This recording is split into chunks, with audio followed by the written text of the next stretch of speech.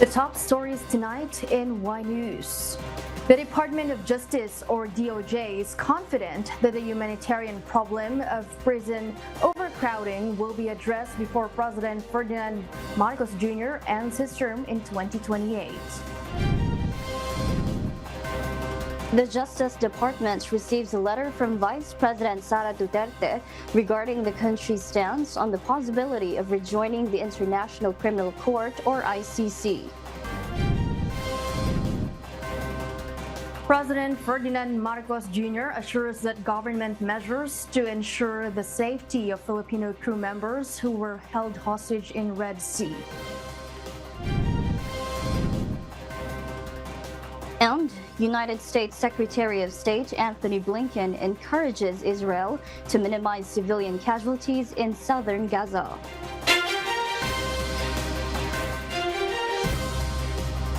Good evening, Philippines and the world. Today is Friday, the 1st of December, 2023. Join us in the next hour as we deliver today's top stories around the Philippines and in other parts of the world. I am Mariela Toza. We are also seen in 1,935 satellite monitoring centers nationwide and via live streaming worldwide through the UNTV News and Rescue social media channels. I am Marvi Delphine.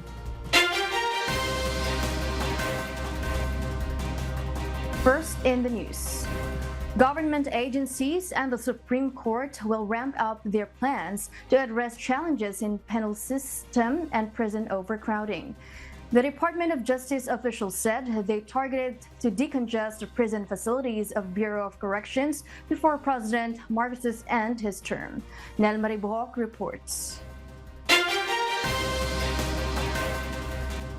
The Department of Justice, or DOJ, is confident that the humanitarian problem of prison overcrowding will be addressed before President Ferdinand Marcos Jr. ends his term in 2028. DOJ spokesperson Miko Clavano said this will be possible with the Bureau of Corrections' plan to establish at least 16 regional jails across the country. On the side of Bucor, we have already started our plans on regionalizing the jails. About 16 regional jails will be in the pipelines. Right now, there are about 7 facilities. DOJ Assistant Secretary Clavano made the statement ahead of the Jail Decongestion Summit scheduled for December 6 to 7, noting that 70% of BJMP detention facilities are overcrowded at an average congestion rate of 386%. Clavano said the Justice Department had reduced bail for indigent PDLs and raised the threshold of evidence required for filing cases to address decongestion problems. Maraming nakakulong sa BJMP at yun po yung mga hindi pa nadesisyonan, yung mga criminal cases nila. And the reason why they are still there, kahit bailable naman po yung crimes nila, hindi sila makakapagpiyansa or hindi sila makakapag-afford ng bail nila. Kaya ito po yung isa sa mga short-term solutions na tinitignan ho natin. The government, in cooperation with the Supreme Court, or SC, and various stakeholders, is spearheading a jail decongestion summit to come up with a comprehensive analysis of the country's penal system and address the prison congestion problem in the country. Nel Maribuhok, UNTV News and Rescue. We serve the people, we give glory to God.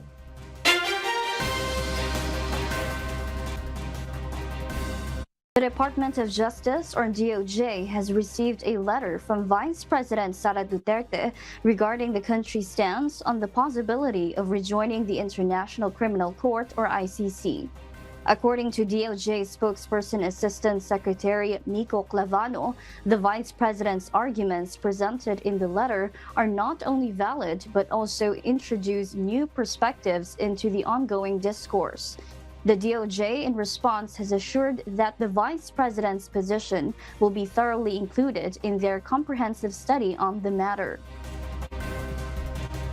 Just for the record, yung mga arguments po niya ay very valid, kagaya ng yung jurisdiction, yung complementarity issue, the mechanisms by which we will hold people accountable, for example, the rules of evidence. President Ferdinand Marcos Jr. has assured that the government is doing everything in its power to ensure the safety of Filipino crew members affected by the hijacking incident in the Red Sea. As of now, there is no new information regarding the status of Filipino crew members who were part of the hostages in the Red Sea. Alam naman ninyo, may mga bagay na kailangan agad na asikasuhin. Isa na doon, yung ating mga kababayan, mga kapwa-Pilipino natin na na-hostage. 17 sila na na-hostage at ginagawa natin lahat ng paraan upang sila ay may uwi na. At kaya binubuo natin ang isang delegasyon para pumunta sa kanila at makipag-usap doon sa mga may hawak sa kanila para makauwi na sila. Siguro naman maunawaan ninyo na inunan muna natin yan dahil kailangan natin tiyakin siyempre ang seguridad ng ating mga kababayan. Meanwhile, the Department of Migrant Workers, or DMW, is considering engaging with stakeholders in the shipping industry, including ship owners, employers' group, and the seafarers' group, Transport Worker Federation. According to DMW Officer in Charge Hans Leo Gov't, they want to discuss the possibility of expanding the high-risk area in the Red Sea with these stakeholders. In the context of a high-risk area, officials explain that crew members will be informed if their ship is set to traverse a dangerous area, giving them the right to refuse. However, if they still choose to proceed, their wages will be doubled. The Department of Justice, or DOJ, is expressing concerns about the potential consequences of the proposed reimbursement for offloaded passengers, citing the possibility of a chilling effect. Dante Amento tells us why.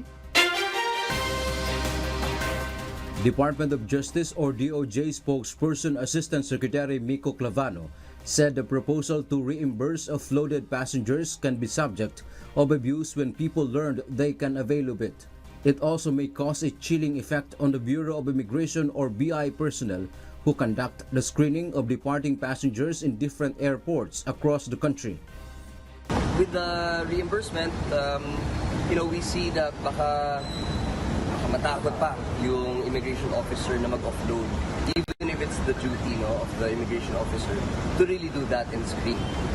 Hence, the DOJ will need to sit down with the Interagency Council Against Trafficking, or IACAT, and the immigration top officials to discuss this matter. Clavano added there is also no existing mechanism for the implementation of the proposal.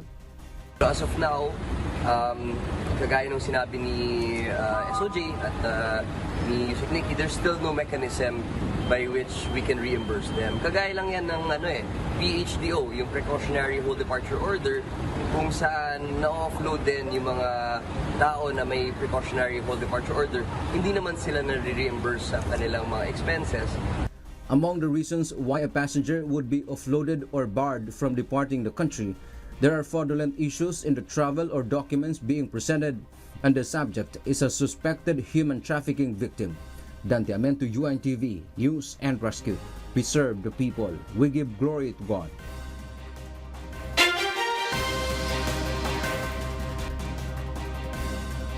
And for the news abroad, United States Secretary of State Antony Blinken, in a news conference after extensive meetings with senior Israeli leaders on Thursday, 30th November, stressed the importance of Israel taking clear steps to minimize civilian casualties in southern Gaza. However, he did not confirm whether he was assured that these steps would be implemented yet. On Wednesday, U.S. officials revealed that Washington has advised Israel to limit the combat area and specify safe zones for Palestinian civilians in southern Gaza. Blinken emphasized the importance of implementing civilian protection plans to minimize casualties, which includes preserving critical infrastructures such as hospitals, power stations, and water facilities. Additionally, he stressed the significance of granting displaced civilians in southern Gaza the option to return to the north.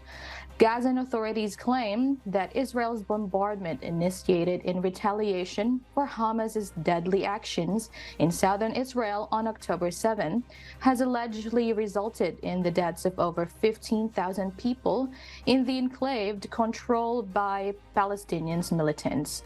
Analysts raise concerns about the PA's effectiveness and influence, citing organizational shortcomings. Blinken discussed with Abbas the necessity for reforms to overhaul the PA, ensuring it can effectively serve the Palestinian people.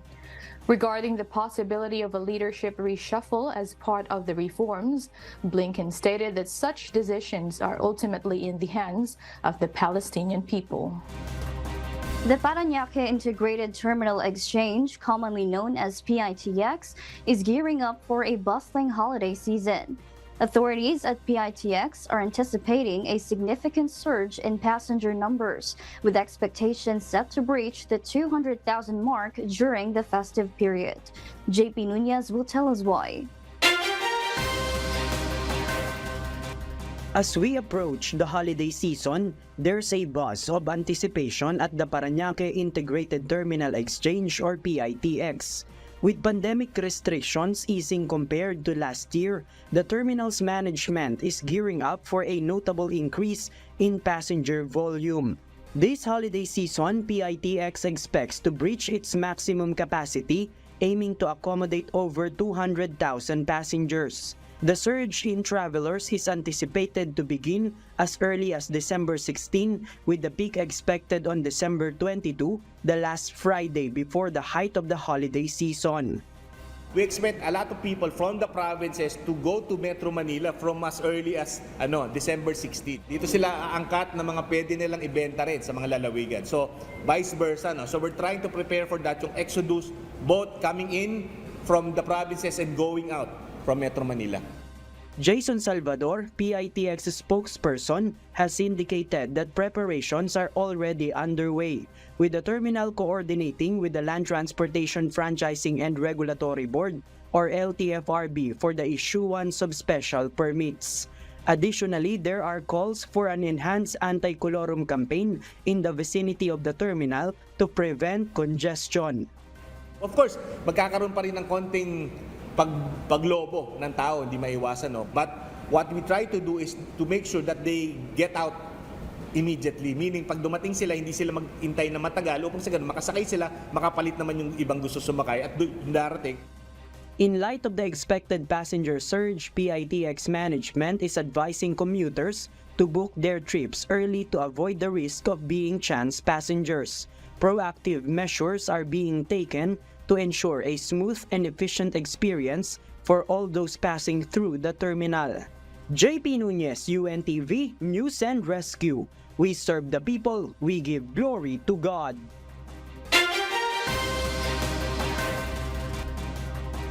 El Niño phenomenon is currently making its presence felt across the country. One notable effect is a significant decrease in the number of tropical cyclones entering the Philippine area of responsibility, with only 10 recorded thus far. This figure stands starkly contrasted with the annual average of 19 to 20 cyclones, underscoring the influence of the El Niño conditions on weather patterns.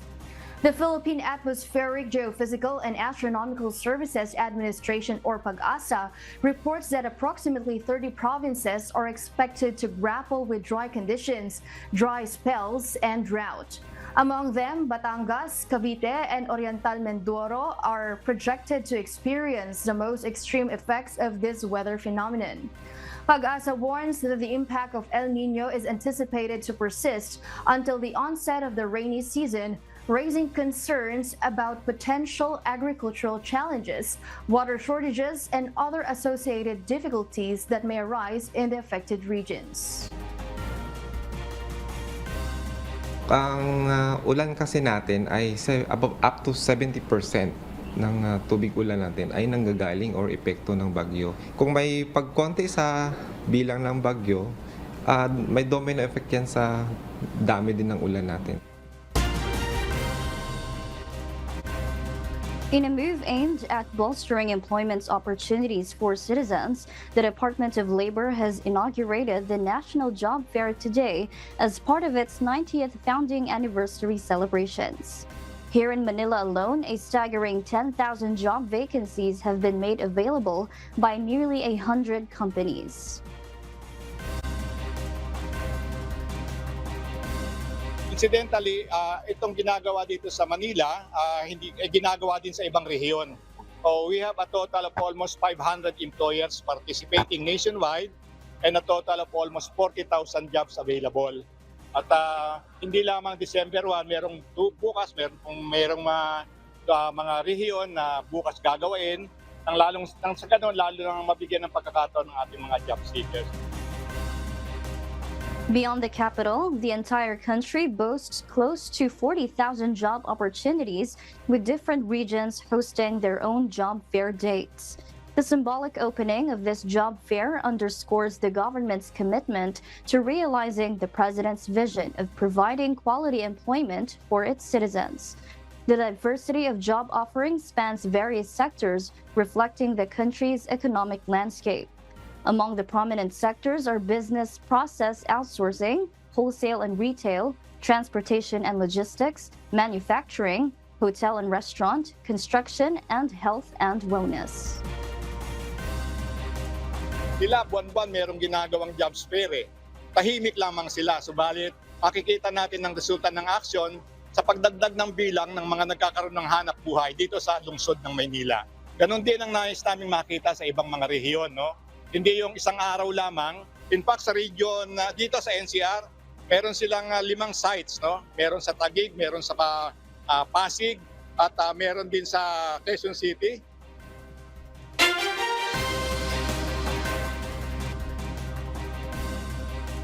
Japan has formally requested the temporary suspension of non-emergency Osprey flights following the accident on Wednesday in Western Japan. However, the operations continue, according to Deputy Pentagon Press Secretary Sabrina Singh. The Osprey aircraft, stationed at Yokota Air Base in Tokyo, Japan, was conducting a routine training mission off the coast of Fukushima Island when it crashed into the waters of Japan. As of now, there is no update on the recovery efforts for the missing airmen, and Ms. Singh emphasized that investigations are ongoing to determine the circumstances surrounding the aircraft's incident. Right now, the Ospreys are still operating in Japan, but at the time, right now, our focus on, in terms of what just happened earlier this week, remains on search and rescue efforts. We know that there are 8 missing. The search and recovery efforts are ongoing. I hope that we will have more to share soon, but at this moment, I just don't. We're, of course, eternally grateful for the government of Japan and their Coast Guard for helping in our search and recovery efforts. On the other hand, the Japanese self-defense forces have announced their intention to suspend flights of their transport aircraft until further clarifications is provided regarding the recent incident. It's worth noting that this comes in the wake of another Osprey crash in August, this time in Australia, resulting in the tragic loss of 3 U.S. service members. In a promising start to the 28th United Nations Climate Change Conference, or COP28, nations gathered for a 2-week-long discourse aimed at addressing the urgent challenges posed by climate change. On this inaugural day, a significant victory emerged from the deliberations. Delegates announced the establishment of a groundbreaking fund designed to provide crucial support to economically disadvantaged nations in their battle against the devastating impacts of climate disasters. Jane Robles will tell us why. On the first day of the 28th United Nations Climate Change Conference, or COP28, a significant stride was made toward addressing the challenges posed by climate change. Delegates successfully established a fund aimed at assisting economically disadvantaged nations in coping with the financial aftermath of climate-related catastrophes. Notably, the conference wasted no time immediately inviting governments to announce their contributions to the newly formed fund. As of now, key players including the United Arab Emirates, Britain, the United States, Japan, and the European Union, with Germany among its contributors, have pledged a substantial sum totaling no less than $400 million. COP28 President Sultan Ahmed Al-Jaber expressed optimism, deeming these contributions a positive signal of momentum to the world. It is hoped that this financial commitment will set the stage for further compromises and collaborative efforts during the two-week-long conference. Referred to as the Loss and Damage or L&D Fund, this initiative addresses a long-standing demand from poorer nations. Its purpose extends beyond immediate financial assistance, aiming to support the assessment of progress towards the Paris Agreement's goal to limit global warming to well below 2 degrees Celsius. The global assessment, as well as the phase-out of fossil fuels and build-up of renewable energy, are anticipated to benefit from the L&D Fund, according to Jennifer Morgan, Special Climate Envoy of Germany. COP28 President Sultan Ahmed Al-Jaber, whose appointment has received criticism, being the CEO of UAE's national oil company ADNOC, opened the conference by urging countries and fossil fuel companies to work together to meet global climate goals. Acknowledging the contentious debates surrounding fossil fuels and renewables, Al-Jaber emphasized the importance of addressing all issues and shared that the UAE actively engages with fossil fuel companies, noting that many national oil companies have committed to net zero target for 2050. Jane Robles, UNTV News and Rescue. We serve the people, we give glory to God.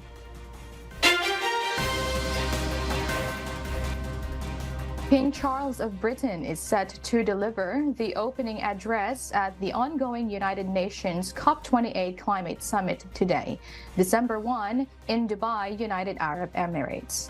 One of the anticipated points of his speech is to convey a critical message to world leaders about the repeatedly overlooked warning signs of the impact of climate change, emphasizing the dire consequences it continues to yield. King Charles is expected to advocate for widespread global action and accountability on his pressing issue. While he has addressed climate summits in the past, this will mark the first ever climate change-focused speech by the British monarch since ascending to the throne in September 2022. The European Space Agency, or ESA, is set to launch its new Ariane 6 rocket on its inaugural flight between June 15 and July 31, 2024. This timeframe follows the successful maiden test flight of the prototype rocket conducted in French Guiana last week.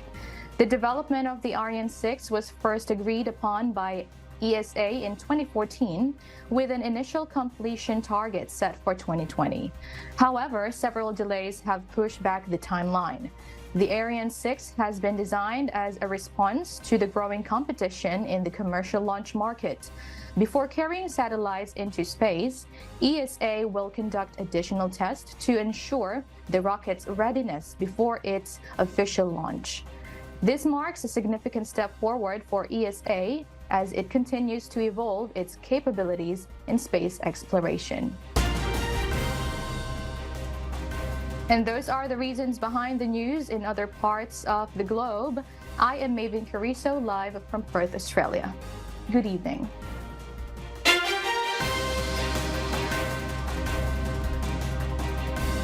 The Department of Tourism has named Michelle D, the 2023 Miss Universe Philippines, as the new tourism ambassador of the Philippines. This appointment comes on the heels of her impressive participation in the recently concluded 72nd Miss Universe pageant. Michelle D, who had a courtesy call with Department of Tourism Secretary Cristina Frasco in Makati City, was recognized for her vital role as a representative of the Philippines on the global stage. The Department of Tourism believes that Michelle's new role as tourism ambassador will significantly contribute to the promotion and encouragement of tourism in the diverse and beautiful destinations of the Philippines. For you to continue to be an ambassador of tourism for our country. It's not new because you have already acted as our tourism ambassador through your representation of the country in Miss Universe. We certainly hope that there are more opportunities for us to collaborate, to push forward the aspirations of our president for tourism in the country.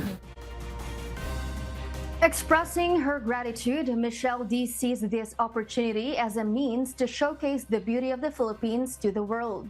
Notably, the Philippines won the Best in National Costume award at the Miss Universe pageant, where Michelle captivated audiences with her Air Force-themed uniform featuring the Department of Tourism's Love the Philippines campaign on the back of her dress. Michelle, also known as MMD, clinched not only the Best in National Costume but also 3 special awards during the Miss Universe pageant.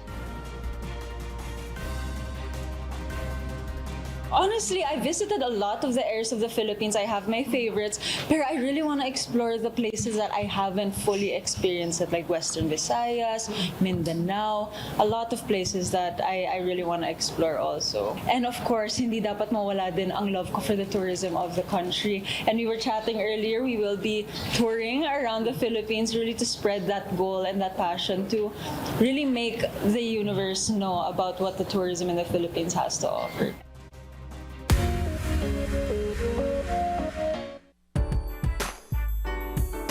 Emerging artist Esai Belaño has recently made her mark with the release of her debut single, But Now You're Gone, in September. This musical endeavor, brought to audiences under the banner of KDR Music House, has served as a platform to showcase her innate talent and passion for music. The culmination of her efforts was recognized at the 8th P-Pop Awards, where Esai Belaño was honored with the title of Philippine Pop Indie Artist of the Year. Gladys Tawabi will tell us why.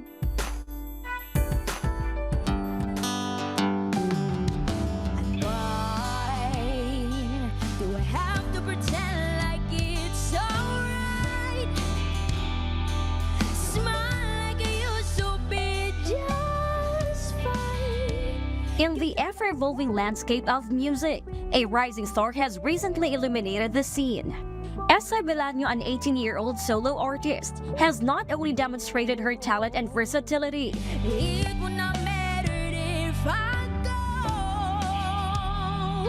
but has also garnered recognition for her original composition titled But Now You're Gone. Released on all major digital streaming platforms under the KDR Music House, this composition is a testament to Esai's prowess, showcasing her abilities from crafting her own music to delivering powerful performances. Esai's accomplishments have not gone unnoticed.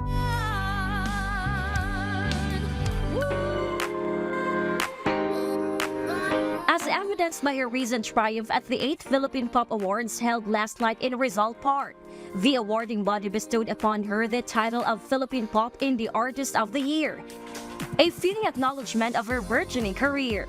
I never really expected more from God's blessing, but here I am. And nakonting shock pa rin ako kasi it's so fast. It's parang mabilis talaga pag it's God's work. So, and with my supporter and to the person that I love who supported me the most, I'm so thankful talaga. Overwhelmed with gratitude, Esai expressed thanks to KDR Music House and Wish 1075 for providing opportunities and believing in her talents. It is under KDR Music House, and I'm more glad to work with them because they have been such a good companion and to parang accommodating talaga, and also Wish and sa mga people and to UNTV. I just want to say thank you because you guys made my parang na-overwhelm, parang my heart is so full of joy, so full of blessings. Parang I can't really believe it na this is happening to me. Looking forward, Esai is set to release new and original song compositions under under KDR Music House next year, promising more musical delights for her growing fan base. The jury head of the 8th P-pop Awards, Doc Mon, emphasized that SI's recognition is not just about the song, but also her distinctive style that sets her apart from others in the industry. Pagka ganyang award is both the song and the performer. So yung tinitingnan din yung kanta, no? Siyempre alam mo naman yung kung matino o hindi matino ang kanta, yan. As a performer, kung yung kanyang skills, andyan din yung kung ano yung kanyang specific style na maaaring kakaiba doon sa nagbibigay sa kanya ng signature. Goes to Wish 107.5. In addition to SI's success, Wish 107.5, the popular FM station, was honored with the Radio Station of the Year award. While their program, The Road Show, received the Radio Entertainment Program of the Year accolade. UNTV News and Rescue Servicio Bayanihan was also recognized as the TV News Informative Program of the Year. The Philippine Pop Awards, with its mission to promote new and fast-rising artists to the general music-loving community, continues to be a platform that celebrates the diverse talents shaping the future of the music industry. So ang P-pop Awards, ang main intention nito maging bridge, no? Yun sa shadows, mailabas sa liwanag, sa kamalayan ng mga music enthusiasts at mga grupo na to. At very talented ang mga grupo, ang dami talaga. Undiscovered. Gladys Tuwabi, UNTV News and Rescue. We serve the people, we give glory to God.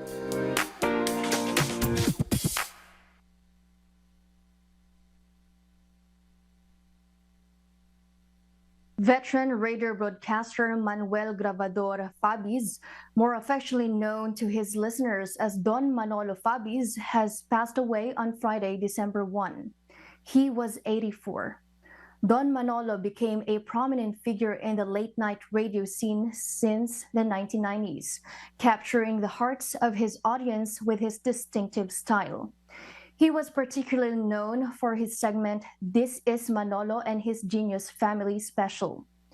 In October 2020, he ventured into midday radio, hosting a program on Radio La Verdad, which was also simulcast on social media platforms. The entire UNTV family extends its heartfelt condolences to the bereaved family and loved ones of Don Manolo Fabis. His contributions to the world of radio and the joy he brought to the countless listeners will be remembered and cherished.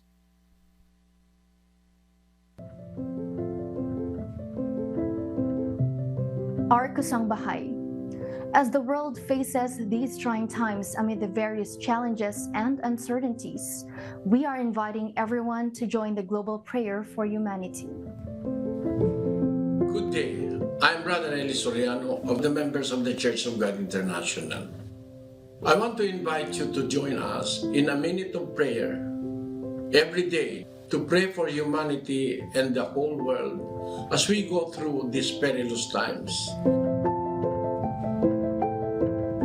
While safety measures like washing of hands and strengthening of our immune systems may help us through this horrible predicament, there is still no precaution or cure more powerful than God's mighty intervention. And we need His intervention now more than ever. It doesn't matter what religion you are in or what denomination you belong. This is an invitation for all the people around the world who cares for the future of their family, friends, loved ones, and humanity as a whole. Everybody is welcome to pray with us.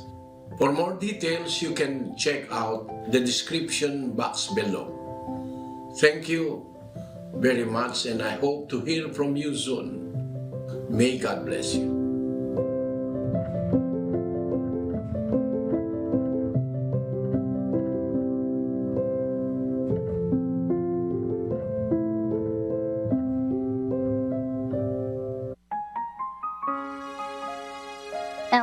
before we close, we will leave you with the word giving glory to God from the book of 2 John chapter 1 verse 6. It says, "And this is love, that we walk after his commandments. This is the commandment, that as ye have heard from the beginning, ye should walk in it."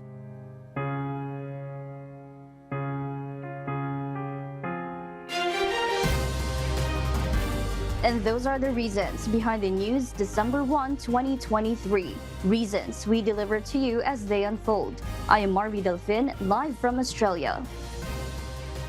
Because we need to know, we will always ask why. I am Mariela Toza, live from Australia. We serve the people, we give glory to God.